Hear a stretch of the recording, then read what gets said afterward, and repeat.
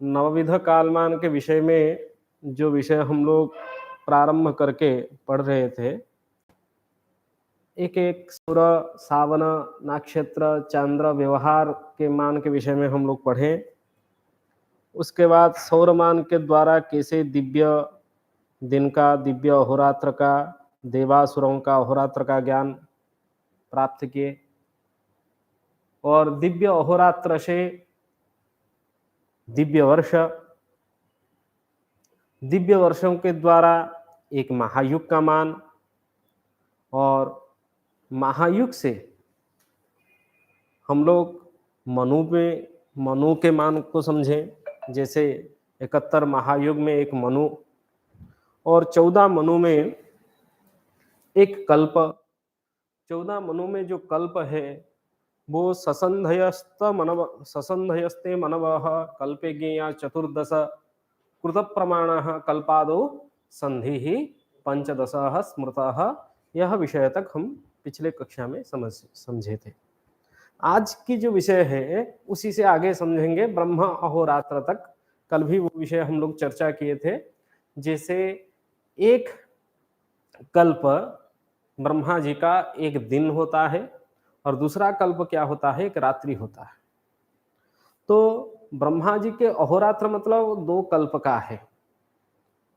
2 कल्प यदि ब्रह्मा जी का अहोरात्र हो गया है, एक कल्प में 1000 महायुग होते हैं।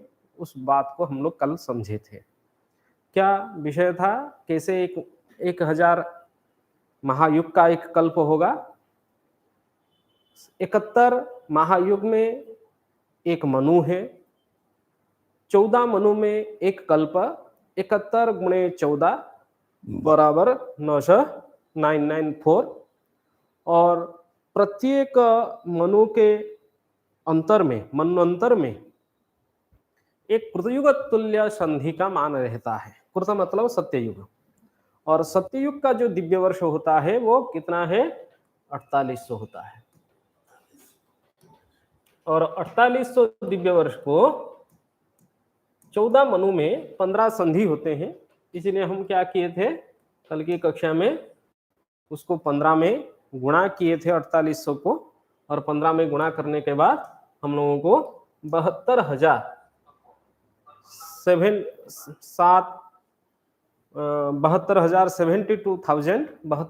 हम लोगों को प्राप्त हुआ संधि का मान। और यह संधि मान को महायुग में परिवर्तन करने के लिए ये दिव्य वर्ष है, 72,000 दिव्य वर्ष है।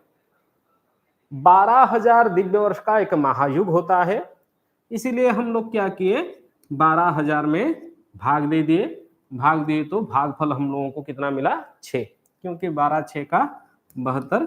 इसलिए 15 संधि में टोटल संधि 15 संधि में 6 महायुग का मान हम लोगों को प्राप्त हुआ। और 14 मनु गुणे 71, एक मनु में 71 महायुग होते हैं। संपूर्ण एक कल्प में 14 मनु, 14 मनवंतर होने के कारण उसको 71 में गुणा किए तो 994, और संधि का मान जो है वो 6, और कुल मिला के 1000 महायुग का एक कल्प। और एक कल्प ब्रह्मा जी का एक दिन और दूसरा कल्प जो है वो रात्रि। उसमें श्लोक है, युगानाम सप्तति ही सही का तो मनवंतर मिहोच्यते, वो समझे थे। ससंधयस्ते मनवः कल्पे ज्ञेयाश्च चतुर्दश कृत प्रमाण कल्पादो संधि ही पंचदश स्मृतः। संधि ही पंचदश स्मृतः इत्थम युग सहस्रेण। इसी प्रकार 1000 महायुग में भूत संहार कारकः कल्पो ब्रह्म महाप्रोक्तम सर्वरी तस्य तावती। इसमें सूर्य सिद्धांत में जो सूर्यांश पुरुष कहते हैं, उसमें मनवंतर के अंत में जल प्लवः करके विषय प्रतिपादन करते हैं। यदि प्रश्न आता है जल प्लवः कदा भवति, मनवंतरे भवति। मनवंतर मतलब मनु के अंत में, मनु मतलब प्रजापति, प्रजापति मतलब इंद्र भी हम लोग जानते हैं 14 इंद्र हैं, इंद्र की संख्या भी 14 है। तो प्रजापति व मनवंतर में अंत में जो संधिकाल है वो संधिकाल कितना है, 4800 दिव्य वर्ष। उसी संधिकाल के समय में संपूर्ण पृथ्वी व भूखंड में, संपूर्ण विश्व में जलप्लव होता है। जलप्लव मतलब जल प्लावित होने के कारण संसार जलमय हो जाता है। और हम लोग जानते हैं हमारे पृथ्वी में 3 भाग जल है, 1 भाग स्थल है, और वो 1 भाग को 3 भाग डुबाने में सामर्थ्य है, क्योंकि सुमेरु में और कुमेरु में हमारे क्या है, बर्फ आवृत खंड सब है, और बर्फ धीरे धीरे पिघलने लगेंगे तो वो संपूर्ण पृथ्वी को निश्चित रूप में जल प्लावित करने में सामर्थ्य सुमेरु और कुमेरु में है। सुमेरु में देवताओं का निवास है, कुमेरु में राक्षसों का निवास है। इसलिए यह जो स्थिति, जलप्लव की स्थिति संपूर्ण विश्व में व संपूर्ण पृथ्वी के ऊपर होगा, इस जलप्लव के कारण मनवंतर में होगा, ऐसा सूर्यांश पुरुष की वचन है। उसके बाद जब कल्प के अंत में ये कहते हैं भूत संहार कारक, क्या, इत्थम युग सहस्रेण भूत संहार कारक, कल्पे ब्रह्म महाप्रोक्तम सर्वरी तस्य तावती। एक कल्प के जो अंत काल है, उसी अंत काल में भी संधिकाल होगा। कल्प के आरंभ में और कल्प के अंत में संधिकाल खंड होगा, और उसी संधिकाल में भूत संहार होगा। भूत कथनेन अत्र पंचमहाभूतानां संहारः। पंचमहाभूतानां संहारः इत्युक्ते अंडपिंडानां समेषां ग्रहार्क्षाणाम् एव संहारः भवति। यतो हि सर्वत्र भूतानां विद्यमानत्वम् अस्ति।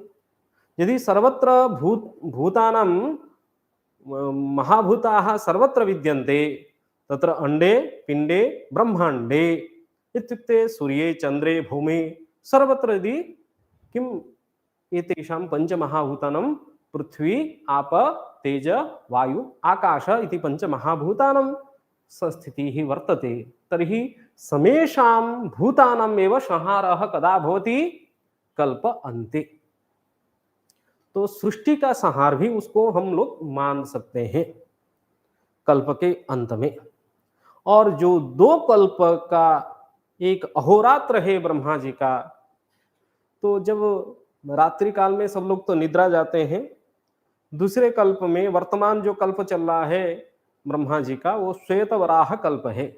इसको नोट कीजिए, क्वेश्चन आ सकता है, वर्तमान कल्प का नाम क्या है, श्वेत वराह कल्प। क्योंकि हम लोग जब पूजा पाठ करते हैं उसमें एक संकल्प है, और संकल्प काल में अद्य श्री ब्रह्मण अन्हे ब्रह्मा जी का अन्न चल रहा है, दिवस चल रहा है। अद्य श्री ब्रह्मण अन्हे द्वितीय परार्धे श्री श्वेत वराह कल्पे।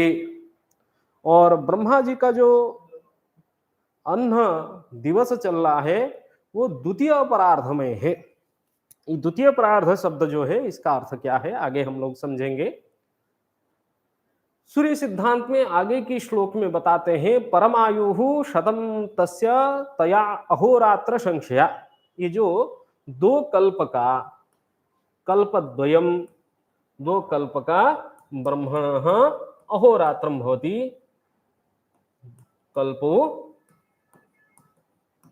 ब्रह्मणः अहोरात्रम भवति। तो 2 कल्प का यदि ब्रह्मा जी का अहोरात्र है, उसके बाद कहते हैं परमायुः शतम तस्य। 2 कल्प एक अहोरात्र, और 30 अहोरात्र में एक मास, और 360 जो दिवस होता है वो 1 वर्ष का होता है।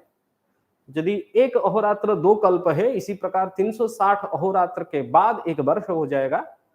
उसी प्रकार परमायुः शतम तस्य, तस्य ब्रह्मणः, तस्य ब्रह्मणः परमायुः शतम भवति। ब्रह्मा जी का जो परमायु होता है वो 100 वर्ष का है। शतम तस्य। परमायु शतम तस्य तया अहोरात्र संख्या, उसी अहोरात्र संख्या के द्वारा 100 वर्ष ब्रह्मा जी जीवित रहते हैं। उसके बाद कहते हैं आयुषो अर्धमितम तस्य शेषकल्पूयम आदिमः। आयुषो अर्धमितम, मितम इत्युक्ते गतम, आधा वर्ष जो है वो ब्रह्मा जी का चला गया है। आधा मतलब 100 का आधा जो होता है 2 में भाग देंगे तो 50 होगा। तो अर्ध आयु, आधा आयु ब्रह्मा जी का क्या हो गया है, चला गया है। अर्धमितम आयु गतम, मितम इत्युक्ते गतम, आधा आयु चला गया है। और जो 50 वर्ष चलने के बाद जो 51 वर्ष चल रहा है, शेष कल्प अयम आदिमः, अयम आदिमः कल्पः, जो 51 वर्ष का ये शुरुआत का कल्प है, प्रारंभ कल्प है। इसलिए हम संकल्प काल में जब संकल्प पाठ करते हैं, अद्य श्रे ब्रह्मणे द्वितीय परार्धे, ये द्वितीय परार्ध है। 50 वर्ष चल जाने के बाद प्रथम परार्ध क्या हो गया है, बीत गया है, और वर्तमान हम लोग द्वितीय परार्ध में हैं। और द्वितीय परार्ध में जो 51वां वर्ष चल रहा है, उस वर्ष का श्वेत वराह नामक कल्प में प्रथम आरंभ जो दिन है, ब्रह्मा जी का जो दिन है, उसी श्वेत वराह नामक कल्प में अभी हम लोग जीवित हैं। उसमें संकल्प में आगे भी बताया जाता है, श्री श्वेत वराह कल्पे वैवस्वत मन्वंतरे, जो एक कल्प में हम लोग जानते हैं कितने 14 मनु है। 14 मनु है, तो वर्तमान किस मनु में हम लोग जीवित हैं, हमारा जो कलयुग वर्तमान चल रहा है वो किस मनु में चल रहा है ना, वैवस्वत मन्वंतरे। 14 मनु में से भी 6 मनु बीत चुके हैं। कितने मनु बीते हुए? 6 मनु बीत चुके हैं। वर्तमान मनु का नाम जो है वो वैवस्वत, सप्तम मनु का नाम क्या है, वैवस्वत मन्वंतरे। ये क्वेश्चन भी आ सकता है, इसलिए बता रहा हूं। वैवस्वत मन्वंतरे अष्टाविंशतितमे कलयुगे, अष्टाविंशतितमे कलयुगे का अर्थ यह है 27 युग बीत चुका है, 28वां युग वर्तमान चल रहा है, अष्टाविंशतितमे कलयुगे। तो वैवस्वत मनु, एक मनु में कितने महायुग होते हैं? 71। 71 में से 27 चला गया है, और वर्तमान समय में जो 28वां महायुग है वह वैवस्वत मन्वंतरे अष्टाविंशतितमे महायुगे, 28वां महायुग चल रहा है। और उस 28वां महायुग का, एक महायुग में 4 युग होते हैं, सत्य, त्रेता, द्वापर और कलि। तो सत्ययुग भी बीत चुका है, त्रेता युग भी बीत चुका है, द्वापर भी चला गया है, कलयुग भी वर्तमान चल रहा है। इसीलिए संकल्प में कलयुगे। संकल्प में अद्य श्री ब्रह्मण अन्हे, अन्हे मतलब दिवस में ब्रह्मा जी का दिन चल रहा है। द्वितीय परार्ध है, द्वितीय परार्ध है, प्रथम परार्ध बीत चुका है, मतलब आयु का आधा चला गया है, 50 वर्ष चला गया है, अभी 51वां वर्ष चल रहा है, द्वितीय परार्ध है। श्री श्वेत वराह कल्पे, जो 51 का वर्ष प्रथम दिवस चल रहा है ब्रह्मा जी का, वो उसका नाम क्या है? श्वेत वराह कल्प है। और श्वेत वराह कल्प के एक कल्प में 14 मनु होते हैं। तो कौन सा मनु वर्तमान चल रहा है ना, 6 मनु बीत चुके हैं। 7वां मनु जो है वो वैवस्वत मन्वंतर है, वैवस्वत मनु चल रहा है, वैवस्वत मन्वंतरे। और उस मनु में, एक मनु में 71 महायुग होते हैं, और 71 महायुग में भी 27 बीत चुके हैं, 27 महायुग बीत चुके हैं। वर्तमान समय में जो महायुग चल रहा है वो अष्टाविंशतितमे कलियुगे। और उस महायुग का 28वां जो महायुग चल रहा है, उस महायुग का सत्य, त्रेता, द्वापर तीनों युग बीत चुके हैं, कलियुगे। अभी थोड़ा यह विषय है, यदि कभी क्या होता है, प्रश्न आता है कलियुग जो चल रहा है वो कली का कौन सा वर्ष वर्तमान समय में है? वर्तमान क्या है? कलियुग है। और कलियुग में कितने दिव्य वर्ष होते हैं? कल की कक्षा में हम लोग पढ़े थे 1200 दिव्य वर्ष है। संकल्प में हम लोग बोलते हैं कलियुगे कलि प्रथमा चरणे, वर्तमान जो हम जीवित हैं कलि के प्रथम चरण में जीवित हैं। और प्रत्येक युग का संधिकाल होता है। यदि संधिकाल कलियुग का कितना संधिकाल है ना, षष्ठांशः संध्यः सुखः, प्रति युग का षष्ठांश हम ले जाएंगे तो उसका संधि का मान हम लोगों को प्राप्त हो जाएगा। और षष्ठांश लेंगे मतलब 1200 को 6 में भाग देंगे तो 6 दूने 12 मतलब 200 होगा। संधिकाल क्या हो जाएगी कलियुग का? 200 दिव्य वर्ष है। ये सब दिव्य वर्ष में मैं लिख रहा हूं। संधिकाल सौर वर्ष में 360 में गुणा करेंगे तो वो सौर वर्ष में बदल जाएगा। अभी दिव्य वर्ष में आप लोग समझ लीजिए। 200 दिव्य वर्ष संधिकाल का होगा तो संपूर्ण कलियुग का मान जो है वो 1200 है। 1200 से 200 घटा देंगे तो 1000 क्या है? कलियुग का दिव्य वर्ष का मान है। दिव्य वर्ष का मान कितना है? 1000 कलियुग का। तो कलि प्रथम चरण, प्रथम चरण मतलब एक युग में 4 चरण होते हैं। एक युग में यदि 4 चरण होगा तभी हम 4 में भाग देंगे तो एक चरण का मान कितना है वो पता चल जाएगा। 1000 को 4 में भाग देंगे तो कितना होगा? कितना होगा? 250 होगा ना, 250। इसका अर्थ हुआ 250 दिव्य वर्ष का कलियुग का एक चरण का मान है। प्रश्न यदि कितने दिव्य वर्ष कलियुग के एक चरण का मान है, आप लोगों को यह 250 दिव्य वर्ष का कलियुग का प्रथम चरण का मान है।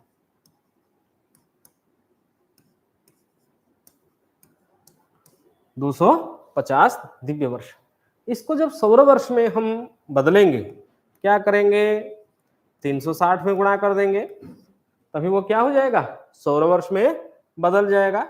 2 शून्य रख लिए और आप 36 को 25 में गुणा कर दीजिए, आप लोगों को क्या मिल जाएगा ना? कलियुग का प्रथम चरण का सौर वर्ष का मान मिल जाएगा। और आप 36 को 25 में गुणा करेंगे तो कितना होगा? 900 हो जाएगा। ठीक है, 36 को 25 में गुणा करेंगे तो 900 होगा, मतलब 90,000 सौर वर्ष क्या है? कलियुग के प्रथम चरण का मान है। यदि 90,000 सौर वर्ष कलियुग के प्रथम चरण का मान है, वर्तमान कलियुग कितने बीत चुके हैं? 5125। 5100 कलियुग कितने बीत चुके हैं? आप कोई भी पंचांग उठा के देखेंगे तो कलियुग का मान कितना बीता हुआ है वो पता चल जाएगा। 5124 है, अगले साल 125 हो जाएगा। 5124 वर्ष कलियुग का बीत गया है। मतलब इससे हम लोगों को पता चलेगा कलियुग का प्रथम चरण कितना बचा हुआ है और आगे फिर से 3 चरण बचा है। तो फिर से कलियुग जब अंत हो जाएगा, नेक्स्ट क्या आएगी? सतयुग आ जाएगी। इस प्रकार हम क्या है संकल्प में ये सारा विषय को बोलते हैं और दैनंदिन जीवन में ये पूजा पाठ हो व दैनंदिन सूर्य उदय से लेकर के सूर्य अस्त तक औषध सेवन से लेकर के प्रत्येक कार्य में ये नवविध कालमान को हम लोग क्या करते हैं? व्यवहार में लाते हैं।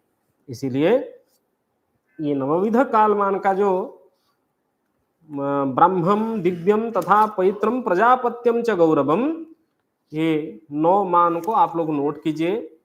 ब्रह्मम दिव्यम तथा पित्रम प्राजापत्यम च गौरवम सौरम च सावनम चांद्रम आर्क्षम मानानि वैनव। तो 9 कालमान में एक एक करके हम लोग सारा विषय तो लगभग समझ लिए हैं। ब्राह्मम दिव्यम तथा पवित्रम, ब्रह्मम दिव्यम तथा पवित्रम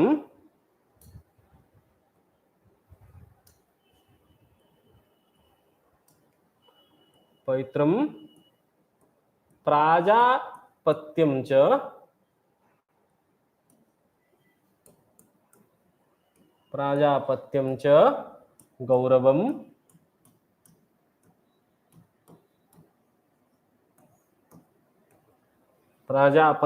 गौरवम सौरम च सावनम चांद्रम सौरम च सावनम चांद्रम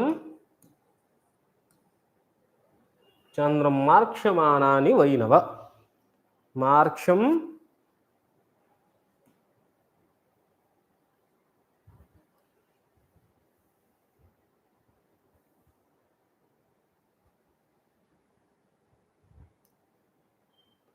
मार्क्षम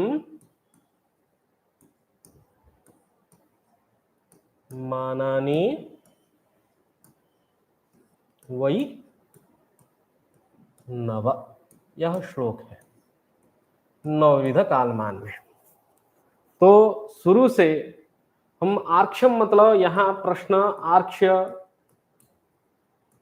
आर्क्षम मतलब नक्षत्र होता है। नक्षत्रम, आर्क्षम नक्षत्रम, नक्षत्रमान समझे हैं। चांद्रम मतलब चांद्रमान को, तिथि को समझे हैं। और सावनम सूर्योदय से सूर्योदय तक सावन दिन को भी समझे हैं। सौरम सूर्य का संक्रांति से लेके संक्रांति तक एक सौरमास होता है। एक सौरमास में 30 सौर दिन होते हैं। इस मान को भी हम लोग समझ गए हैं। उसके बाद गौरवम, यह नहीं समझे हैं। गुरु संबंधित मानम गौरवम। प्राजापत्यम तो मनोमान को प्राजापत्य कहा जाता है। यह विषय हम लोगों को पता है। पवित्रम पितृ संबंधित दिवसम मासः, वो पितृ दिनम व पितृ अहोरात्रम भवति, उसको आगे जाकर समझेंगे। दिव्यम समझ लिए हैं, दिव्य दिन देवासुराणम अहोरात्रम। ब्राह्मम ब्रह्मणः अहोरात्रम व ब्रह्मणः परमायु। इस विषय को एक एक करके समझ लिए हैं। हमारा जो विषय अभी छूटा हुआ है वो पवित्रम और गौरवम, ये 2 विषय अभी बचा हुआ है। तो ब्रह्मम दिव्यम तथा पवित्रम प्राजापत्यम च गौरवम सौरम च शावनम चांद्रम मार्क्षमानानि वैनव। आर्क्षम इत्युक्ते नक्षत्रम। नक्षत्र का दूसरा नाम भम भी होता है, इसको याद रख लीजिए। भम नपुंसक शब्द है। भम नाम नक्षत्रम। और भ को भी राशि कहा जाता है, अर्क्ष को भी राशि कहा जाता है। यदि पुलिंग अर्थ में होगा राशि ही और अर्क्ष, यदि नपुंसक अर्थ में है नक्षत्रम, उसको समझना चाहिए। इसके बाद हम लोग कुछ शुरू से जो सौर चांद्र नक्षत्र और श्रावण, ये 4 व्यवहारिक मान है, बार बार हम कह रहे हैं। इसलिए यदि व्यवहारिक मान संबंधित प्रश्न होगा, ये सौर चांद्र नक्षत्र और श्रावण को ग्रहण करना है। सौरमान का व्यवहार हम किस में करते हैं? वो सिद्धांत शिरोमणि एक ग्रंथ है, उस ग्रंथ में श्लोक कहते हैं, वर्षायनर्तु युगपूर्वक मत्र सौरान। वर्ष अयन अयनर्तु, अयनर्तु मतलब अयन ऋतु, वर्षायनार्तु युग पूर्व युग पूर्वकम एनर्थु युग पूर्वकम व युगादिमान जो होते हैं ये सौरान, ये सब किससे ना सौरमान से हम लोगों को पता चलता है। तो सौरमान का व्यवहार क्या है? वर्ष, अयन, ऋतु, युग इत्यादियों का परिवर्तन में सौरमान को हम लोग क्या कर रहे हैं? व्यवहार कर रहे हैं। तुहिनांशु माना, तुहिनांशु इत्युक्ते सूर्य चंद्रमा, तुहिन मतलब चंद्रमा, चंद्रमा के जो तुहिन मतलब बर्फ, और उसका जो अंशु किरण युक्त है वो चंद्रमा है। तुहिनांशु मान से, चंद्रमान से, मासस तथा तिथयः, चंद्रमास चैत्र वैशाख ज्येष्ठ इत्यादि जो 12 महीना, बाद तिथि प्रतिपदा, द्वितीया, तृतीया, चतुर्थी इत्यादि जो 15-15 तिथि है, और शुक्ल पक्ष, कृष्ण पक्ष तिथि का व्यवहार, बा तिथि के निर्णय, बा व्रत पर्व उत्सव इत्यादि निर्णय, ये सब चांद्रमान से ही हम लोग व्यवहार में लाते हैं। यत कुछ सूत चिकित्सित वासराद्यम, बासर मतलब पिछले कक्षा में मेदिनी दिन, भू दिन, कुदिन, सावन दिन, ये सब सावन दिन की, सावन मान की विषय है। और सावन मान का व्यवहार यत सूतक चिकित्सित, चिकित्सा के लिए औषध सेवन करना है। डॉक्टर कह दिया सुबह खाना है मेडिसिन और शाम को खाना है, तो सुबह का अर्थ हम लोग क्या समझेंगे? सूर्योदय के बाद। शाम का अर्थ क्या समझेंगे? सूर्यास्त के बाद। तो चिकित्सा शास्त्र जो चलता है वो सावनमान के अनुसार चलता है। औषध सेवन इत्यादि जो चिकित्सा विज्ञान है वो सावनमान संबंधित विज्ञान है। औषधीय किरण कहाँ से सृष्टि होता है? न यत्ते कतुस्त शिखरम प्रतिरोषधीना, उसमें अभिज्ञान शाकुंतल में कहते हैं। तो वह जो सूर्य उदय और सूर्य अस्त का संधिकाल है, विशेष करके प्रातः सूर्य उदय का जो संधिकाल है वो औषधि युक्त किरण सूर्य के द्वारा प्रदान किया जाता है। इसलिए औषध का संबंध व चिकित्सा शास्त्र का संबंध सूर्य से जुड़ा हुआ है। तो सूर्य उदय उसका मुख्य अभिप्राय है, इसलिए सावन दिन से ही चिकित्सा हम लोगों को व्यवहार में लाते हैं हम लोग। और सूतक, यत कुछ सूतक, कुछ मतलब मृत्यु का विचार। कब व्यक्ति का मृत्यु हुआ है? सूर्योदय के बाद यदि हुआ है, वो जैसे हम लोग आज बुधवार है, बुधवार को 5:50 में सूर्योदय हुआ है। यदि किसी व्यक्ति का आज प्रातः काल में 5 बजे मृत्यु हुआ है तो उसको हम बुधवार में गिनती नहीं करते हैं, मंगलवार गिनती करेंगे। जब तक सूर्य उदय नहीं होता है तब तक उसका मृत्यु क्या है? मंगलवार में हुआ है, ऐसा निर्णय हम लेते हैं। तो सूर्य उदय संबंधित मान जो है वो सावन है, और सावन का व्यवहार सूतक मतलब जन्म से, और कुछ मतलब मृत्यु, और चिकित्सा इत्यादि विज्ञान को व्यवहार करने के लिए हम लोग सावन मान का व्यवहार करते हैं। यत सावनाश्च घटिकाधिक आर्क्ष्यमानात्, जितने जन्म कुंडली बनाना है बा भयात, भवोग, दशा साधन, जन्म राशि, जन्म नक्षत्र, ये सभी का ज्ञान नक्षत्रमान से होता है। इष्टकाल से लेकर के जन्म कुंडली का साधन घटिकादि गणनाओं से होता है। इसलिए आर्क्ष्यमानात् घटिकादि व्यवहार, यदि कोई प्रश्न हो घटिकादि मानम बा ज्ञानम, घटी घटिकादि विषय किससे? आर्क्ष्य, आर्क्ष्य मतलब नक्षत्र, आर्क्ष्यमानात् सूतक, चिकित्सा, मृत्यु, इस सब का विचार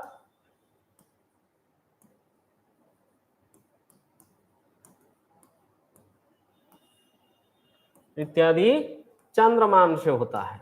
एक एक करके आप लोग नोट कर लीजिए, उससे शॉर्ट क्वेश्चन में आप लोगों को सुविधा होगी।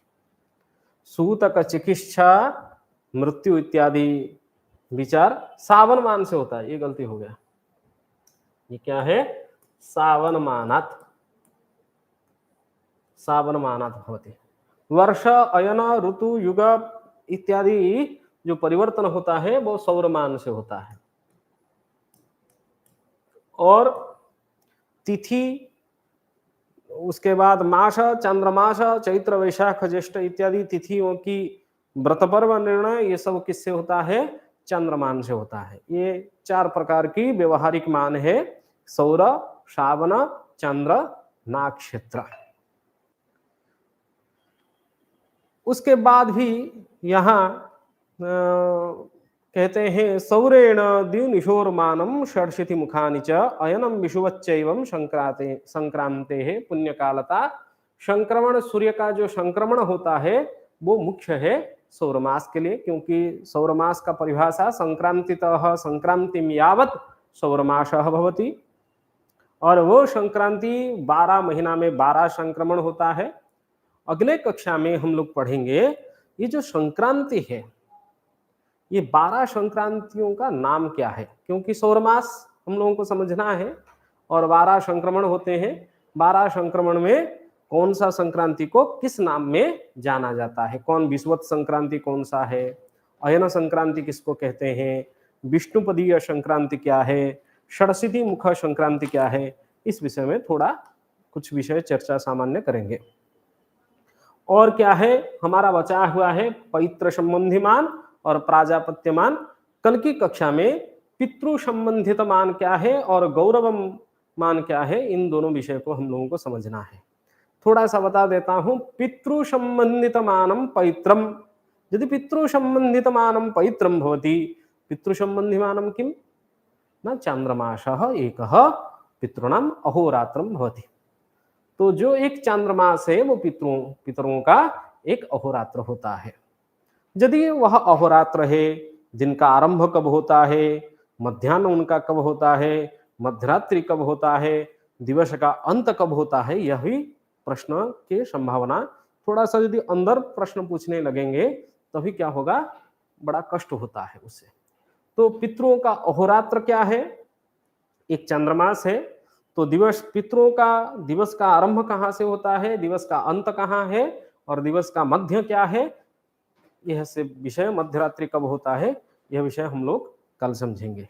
थोड़ा सा आप लोग क्वेश्चन प्रिपरेशन कर लीजिए आगे विषय में। आप सबको धन्यवाद है। और आप जो नवविध कालमान के सभी प्रकार के मान पढ़ चुके हैं, इसको अभ्यास करके आए, आगे की चर्चा हम लोग करेंगे। धन्यवाद।